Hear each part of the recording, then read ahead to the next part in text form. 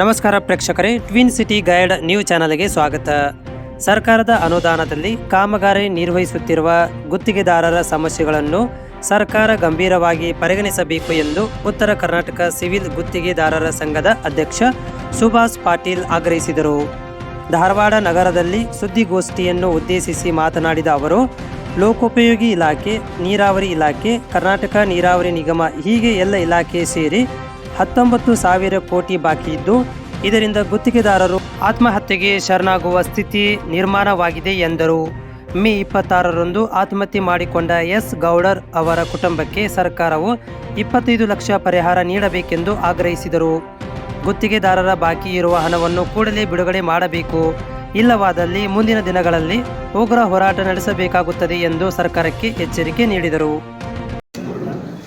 Pending ಸಿಕ್ಕಾಪಟ್ಟೆ ನಮ್ಮ ಉತ್ತರ ಕರ್ನಾಟಕದ 19,000 ಕೋಟಿ ಎಲ್ಲ ಇಲಾಖೆ ಸೇರಿ, ನಮ್ಮ ಲೋಕೋಪಯೋಗಿ ಇಲಾಖೆ 4,000 ಕೋಟಿ, ಸುಮಾರು 2,000 ಕೋಟಿ ನೀರಾವರಿ ನಿಗಮ, 2,000 ಕೋಟಿ ಸಣ್ಣ ನೀರಾವರಿ, ಇನ್ನು ಇತರ ಎಲ್ಲ ಅಂದ್ರೆ ನಮ್ಮ ಹೌಸಿಂಗ್ ಬೋರ್ಡ್ ಅಂತ ಇರ್ಬೋದು, ಹೆಲ್ತ್ ಸಿಸ್ಟಮ್ ಅಂತ ಇದೆ, ಅವೆಲ್ಲ ಸಿವಿಲ್ ವರ್ಕ್ ಇರ್ತಾವೆ, ಅಲ್ಲಿ ಸಿವಿಲಿಂಗ್ ಇರ್ತಾವೆ.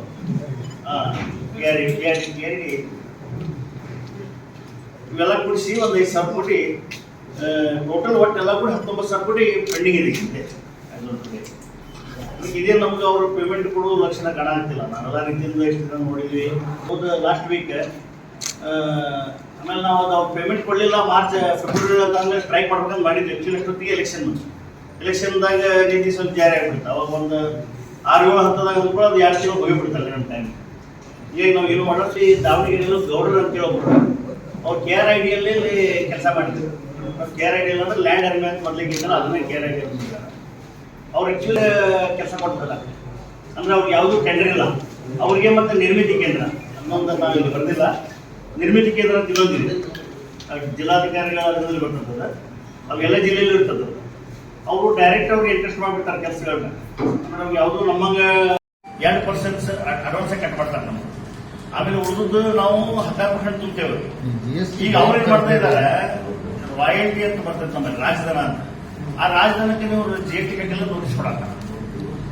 ಈಗ ಅವ್ರು ಏನೈತಲ್ಲ ಕಟ್ ಮಾಡೋದು 2% ಆಗಿ ಆಯಾ ಇಲಾಖೆ ಕಟ್ ಮಾಡ್ತಾರಲ್ಲ, ಅವರು ಅದು ರಾಜಧನದ ರಾಯಲ್ಟಿ, ರಾಜಧನದ ಮ್ಯಾಗೆ GST ಕಟ್ ಮಾಡ್ಕೋಬೇಕು ಸರ್ಕಾರದಲ್ಲಿ. ಅವ್ರಿಗೆಲ್ಲ ಸರಿಯಾಗಿ ಒಂದು ಟ್ರೈನಿಂಗ್ ಕೊಡಬೇಕು, ಹೇಳಬೇಕು ಹಿಂಗ್ ಮಾಡ್ರಿ ಅಂತ. ಈಗ ಕಾಂಟ್ರಾಕ್ಟರ್ ನೋಟಿಸ್ ಕೊಡೋಕ್ಕಿಂತ ಅವ್ರು ಇಲಾಖೆ ಗೊತ್ತಿರ್ಬೇಕಲ್ಲ, ನಮಗೆ ನಾಲೆಜ್ ಅವ್ರಿಗೆ ಇರಬೇಕು. ರೂಲ್ಸ್ ಪ್ರಕಾರ, ರೂಲ್ಸ್ ಬಗ್ಗೆ ಅದು ರೂಲ್ಸ್ ಕೊಡಾಗತ್ತಾರೆ. ಈಗ ಅದನ್ನು ಕೊಡ್ತೀವಿ ನಾವು. ಅದನ್ನ ಏನಾಯ್ತು ನೀವು ಕಟ್ ಮಾಡ್ಕೋಬೇಕು. ಅದನ್ನ ನಮ್ಗೆ ನೋಟಿಸ್ ಕೊಟ್ಟು ಹ್ಯಾರಸ್ಮೆಂಟ್ ಮಾಡಬೇಡ್ರಿ ಅಂತೇಳಿ ಸುಮ್ಮನೆ ಹ್ಯಾರಸ್ಮೆಂಟ್ ಮಾಡ್ತಾರೆ. ಅದ್ರ ಸಲುವಾಗಿ ನೀವು ತುಂಬಿಲ್ಲ ದುಡ್ಡು ಕೊಡ್ರಿ ಅಂತೇಳಿ. ಜಿಲ್ಲಾ ಪಂಚಾಯತ್, ತಾಲೂಕ್ ಪಂಚಾಯತ್ ಪರ್ಸೆಂಟೇಜ್ ಹೆಂಗ್ ಸರ್? ಜಿಲ್ಲಾ ಪಂಚಾಯತ್, ತಾಲೂಕ್ ಪಂಚಾಯತ್ಗಳು ಬಾಡಿ ಎಕ್ಸಿಸ್ಟೆನ್ಸ್ ಇಲ್ಲ.